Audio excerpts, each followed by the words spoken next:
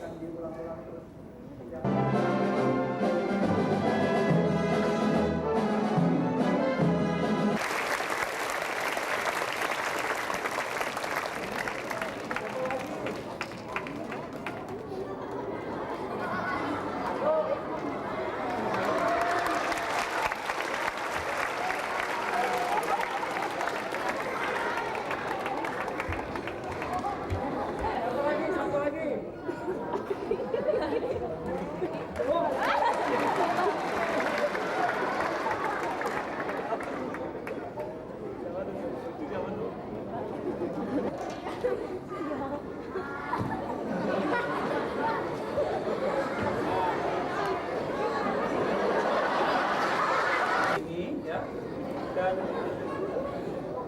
Dan Deborah akan mengkondak satu buah lagu yang sangat suka. Lagunya sulit sekali. Nanti lihat violanya aja, sulit sekali. Bisa ketik, kejepit. Deborah akan membuat semua itu menjadi lebih mudah karena dia mengkondak dengan baik sebentar lagi. Lagu apa? Superman. Siapa yang pernah lihat film Superman?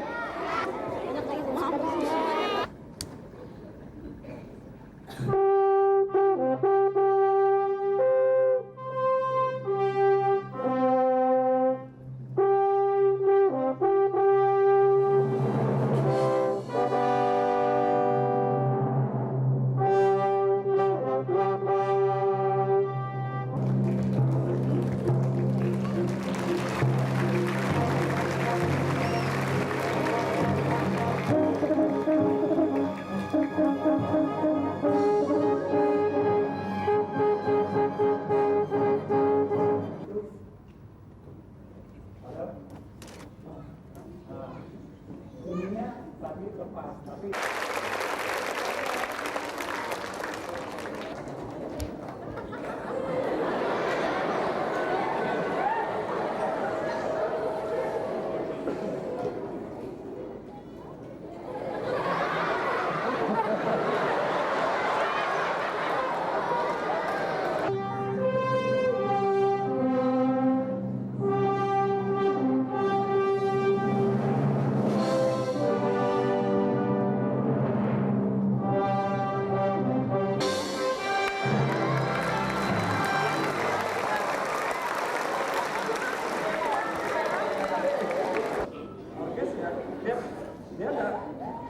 dia nggak siap-siap begini aja terus. Coba angkat tangannya.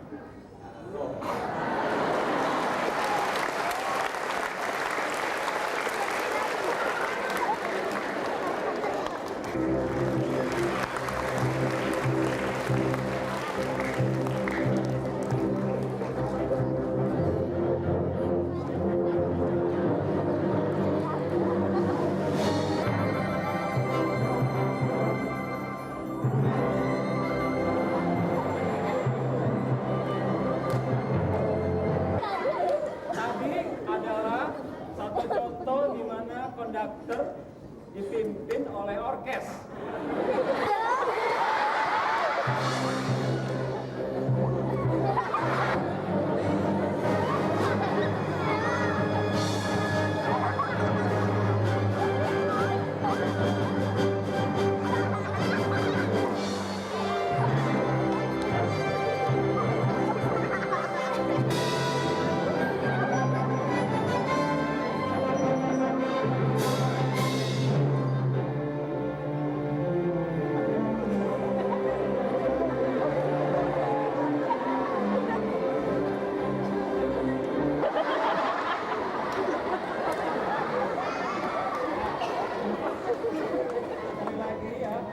Kunci gerakan dia memang harus menentukan tempo, menentukan seberapa kuat tempo, kemudian polanya apakah sama.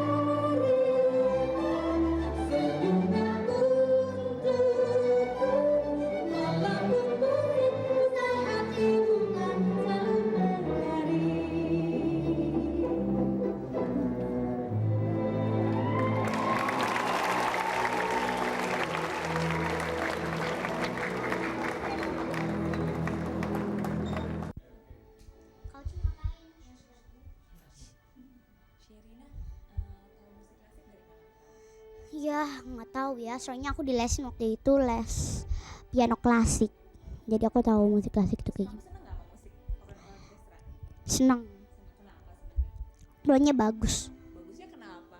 Ya bagus aja. Terus kamu pertama kali dengar dari mana? Apa? Pertama kali dengar musik orkestra di mana? Di mana tuh, di nggak tahu. Udah lupa. Terus belajar musik yang berbau orkestra gini dari siapa? Dari Om Elva, dari Adi MS. Begitu. Terus kamu niat nggak jadi penyanyi kayak orkestra nanti kalau udah gede? Iya, Terus gimana? Belajarnya gimana nanti? belajarnya ya belajar sungguh-sungguh. Begitu. Iya, Makasih ya. iya. Iya, saya ulang. Sebenarnya misi yang ada di konser anak ini tidak secara khusus saya pikirkan, saya bentuk, tapi lebih merupakan satu obsesi dan satu perasaan yang menghantui saya sekian lamanya, bahwa dengan keluhan yang saya sering keluhkan mengenai bangsa ini, kalau di jalan mengenai disiplin, kalau baca koran mengenai korupsi, masalah-masalah kita yang selama ini tidak pernah terselesaikan. Kalau kita tarik ujung pangkalnya nih, ujung-ujungnya kan masalah moral, bukan masalah UUD, bukan masalah apa. Kita punya peraturan, seperangkat peraturan yang banyak yang hebat-hebat ya, tetapi pada pelaksanaannya selalu nggak bener gitu. Udah mestinya dihukum, nggak dihukum lah. Itu kan sebenarnya ada masalah moral yang missing gitu. Kemudian masalah hati nurani, masalah kehalusan rasa, disiplin. Nah, ternyata hal-hal itu kalau di dunia negara maju, di negara-negara barat, itu ditanamkan di sekolahnya melalui seni. Nah, seni apa? Seni kalau di klasik, musik klasik. Musik klasik dianggap sebagai tool, jadi alat. Dia mempunyai dimensi keilmuan sehingga dia pantas dijadikan alat untuk membina rasa, kepekaan rasa, kemudian kerjasama, disiplin segala macam. Di kita selama ini harus kita akui lah, di SD, di sekolah-sekolah itu yang namanya seni, apalagi musik serius ya, art music itu missing. Dari dulu dihilangkan, entah karena apa gitu. Mungkin karena musik sudah terbukti membuat orang menjadi kreatif, sehingga kalau kreatif menjadi lebih demokratis, lebih vokal. Mungkin karena itu puluhan tahun kita dijauhkan dari ini. Nah, sekarang saya ingin dengan bantuan teman-teman wartawan semua di sini, kita bahu-membahu bagaimana kita memperkenalkan musik-musik yang lain, yaitu art music atau musik seni, ke anak-anak sekolah gitu.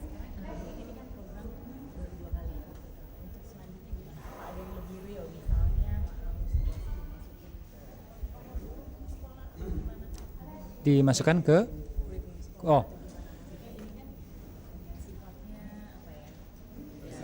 apresiasi ya. Saya kira yang harus bertanggung jawab dan harus memikirkan di sini adalah pemerintah melalui Departemen Kebudayaan dan Pendidikan dan Kebudayaan. Ngomong-ngomong pendidikan dan kebudayaan, sebenarnya saya pengen dipisah deh, kebudayaan sendiri, pendidikan sendiri ya. Nah, sekarang sebenarnya mereka yang harus berpikir, tentunya kalau kita dimintai masukan dengan senang hati, dan kita juga punya banyak pedagog. Saya bukan pedagog, cari aja yang di sekeliling kita yang memang ahli dalam hal pendidikan. Nah, berembuklah untuk membenahi kurikulum 94 yang kontroversial ini. Bagaimana kita bisa merubahnya, tetapi jangan membuat kesalahan yang kedua kalinya, yakni dengan terlalu mengkultuskan iptek, terus menganaktirikan kesenian, padahal di negara maju manapun kesenian itu selalu mempunyai porsi yang penting sekali. Nah, ini himbauan untuk bapak-bapak yang serba tahu di atas ini. Kalau saya sendiri, saya kira dengan langkah yang tidak formal ini tetap akan saya jalankan sampai kapanpun kalau Tuhan mengizinkan, karena ini merupakan satu tugas yang melekat, inherent gitu dalam seorang musisi, atau apalagi saya music director di negara-negara maju itu. Fungsi seorang music director bukan hanya mimpin musik, membuat repertoar, bukan. Dia harus memikirkan pengembangan apresiasi musik komunitasnya. Nah, saya akan lakukan itu, dan yang kita lakukan selama ini ya konser kita tiap 2 bulan sekali, terus kita datang ke sekolah tiap 2 minggu sekali. Efektif, sangat efektif. Sudah hampir setahun saya lakukan tanpa henti dari awal November tahun lalu. Sekarang masih tiap 2 minggu sekali kita datang ke sekolah-sekolah gratis dan senang sekali. Itu anak-anak yang katanya tidak suka musik klasik, takut musik klasik, ternyata tidak benar, dan selalu kita buktikan bahwa mereka tuh antusias gitu. Mereka malah more kalau kita mau pulang, more lagi gitu.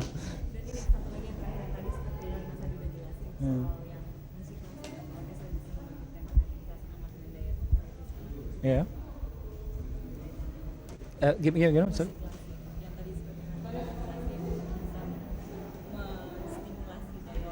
Ya.